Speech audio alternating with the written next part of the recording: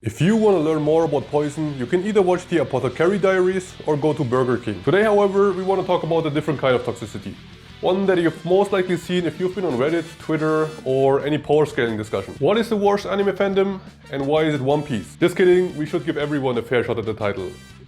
That's a good idea. I went back to the lab to answer this question. I almost felt a little nostalgic about the time I was actually doing science. You know, at university and stuff. You know what? Scratch that. It kinda sucked having to hand in assignments while your lecturer, who pulled up in a Mercedes, did not understand that you are doing your part-time job not because you like being spit in the face by customers. There are better facilities for that. Isn't that true, Professor Davis? No wonder your wife left you. Anyway, since our brackets are so shonen heavy, I decided we forget any intellectual talk and instead do a tournament. You are literally watching a tournament arc about tournament arcs. Although that's not completely correct, since I've divided our candidates into action anime fans and I've watched more than 3 anime fans. I know that in the case of the Fate series, you can argue the placement, but the existence of the Loli Magical Girl spin-off means that, unlike those on the left, you will not be recommending it to your parents when they ask you what Chinese cartoons you are watching again. So let's get started with our first matchup, which is One Piece fans versus My Hero Academia fans. Being a One Piece fan is the equivalent of finding a cool stick as a child and making it your personality. They will keep a straight face and say things like, "It gets really good after episode 300. Oda did foreshadow my birth, yes? How do I apply for unemployment benefit?" You will see the same clips of Luffy throwing a punch at the villain that lasts 5 minutes every single week. But better don't ask them how the rest of the episode looks like. Or even better,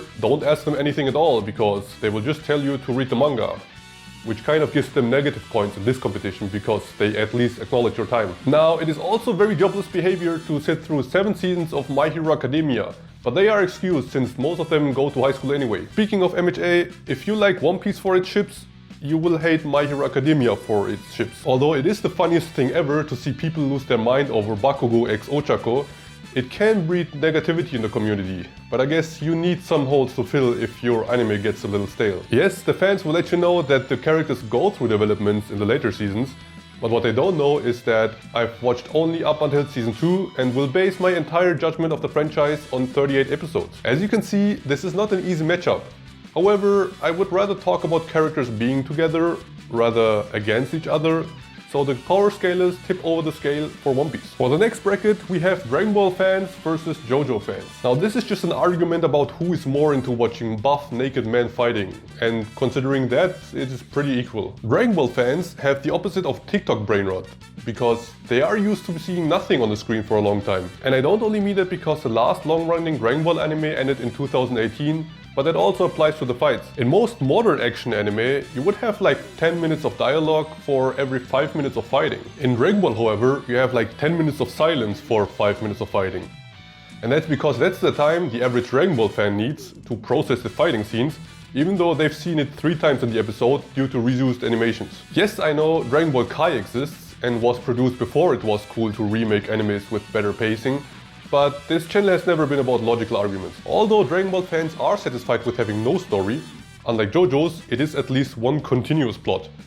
At least if you ignore GT, Super, Daima and Heroes. Also the game continuities and the Dragon Ball Z movies, but not the Dragon Ball Super movies. You get the point. JoJo fans on the other side need their author to literally hold their hand and tell them when a story ends. That does not scream exactly free mind to me, I don't know what to tell you. However, this does give you the benefit to at least go ahead and skip part 1. We don't care about Harmon, bro, we want a guy with a stand. Instead, we get a fandom consisting of guys doing everything to avoid standing. On the contrary, Dragon Ball is probably responsible for the global uptick in gym memberships, which means that I have to wait 10 minutes just so I can do some half reps on the leg press.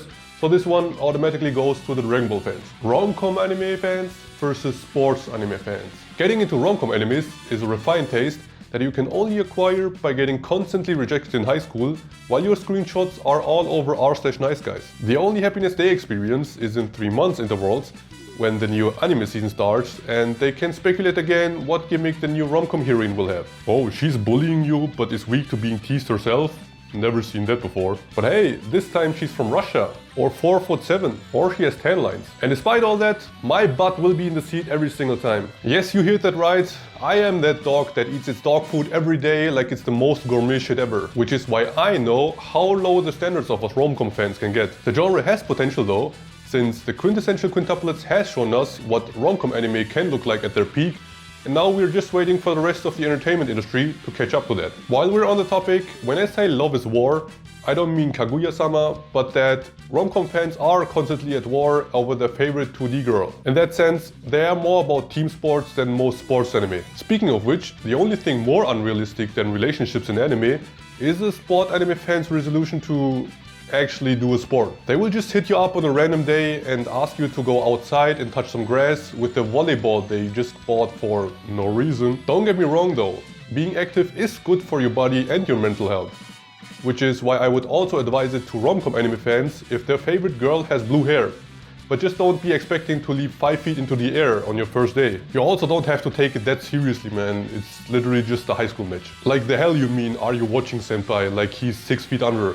Bro's either studying for his calculus exam or became the good-looking rival in the rom-com anime. All that said, since sports anime fans at least try to better the situation, and because they have comfortable cosplays in the summer, the winner here are the rom-com fans, as well as you if you like the video and subscribe to Nakime. Slice of Life fans versus Fate fans. Now this is just unfair. One side jumps from the chair when the main character gets Apple on sales, while the other one not only has a dude spawning swords, but also one that is literally a sword. If you don't know what Fate is, I cannot explain it to you, because life expectancy in my country is about 80 years, which means I only have time to cover the Fate India Prisma series, which I won't do because of legal reasons. So don't even get me started on how committed you must be to even start the Fate series. In the time you are researching where to start, the Slice of Life fan has already moved on from his 12 episode anime, which is never getting a second season because the target demographic of 30-year-olds is getting smaller every year in Japan. Fate fans watch every spin-off Under the Moon and related works about the moon,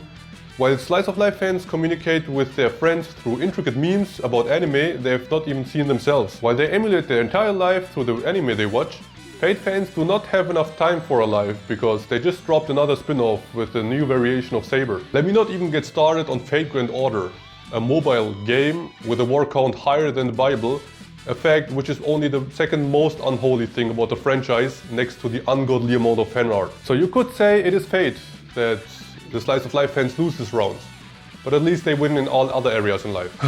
Can we skip the next one? This battle has been going on for over 20 years now, which is slightly less than the average arc length in those anime. However, what both fandoms don't realize is that they have actually a lot in common. Both are in a constant fight over who gets the least budget and love from Toei Animation. There is also a lot of infighting in the communities, mostly about things like what's canon, power scaling, or which transformation took down Crunchyroll longer. So at the end of the day, no matter who wins, they should choose a more peaceful way of communicating and leave Twitter. I don't really want to have angry people in front of my house screaming some techniques in Japanese, but I have to make a decision here. Since the right holders of Dragon Ball have eaten the devil fruit of being allergic to money, we will never know when we'll get another anime. On the other hand, you will probably have to endure the One Piece fandom for the rest of your life. So this is a rare W for them. Fate fans versus rom-com fans. Everyone who is familiar with the original Fate Stay Night visual novel will probably know that Nasu is maybe not the best writer of romantic scenes, which, by the way, also applies to most of rom-com creators. Nevertheless, people still crave more season after season, so we have some like-minded individuals here again. We already established how desperate rom-com fans can get, but at least they are not talking to their waifu in the mobile game of the franchise. And that's because unlike FGO, most of them don't get a translation. This means that the rom-com fans lose this matchup due to the skill issue of not being able to speak Japanese. Now let's get to the final round of this tournament and determine who is getting the crown. Although I have a strong urge to say Fate, since Saber is literally a female King Arthur, we cannot decide so easily after all the blood and tears of our fallen warriors. Both fandoms suggest you to get into the franchise through reading. Something I thought I had given up after 5th grade, or at least until I needed more ways to experience the Monogatari series. And even then I chose to just learn Japanese, because if I read it in public now, I am at least not getting reported to the authorities if someone glances at my screen. The point is that you won't be finished reading anytime soon, but at the end you will know that Fate has cooler swords. Like, what do you mean you are simping for a guy who holds his sword in his mouth? I didn't want to recreate that on a playground with sticks. Also, One Piece fans don't know what the literal name of the franchise stands for and still watch 1000 episodes. I wish my parents had that much trust in me. At least Fate fans know what they are looking for.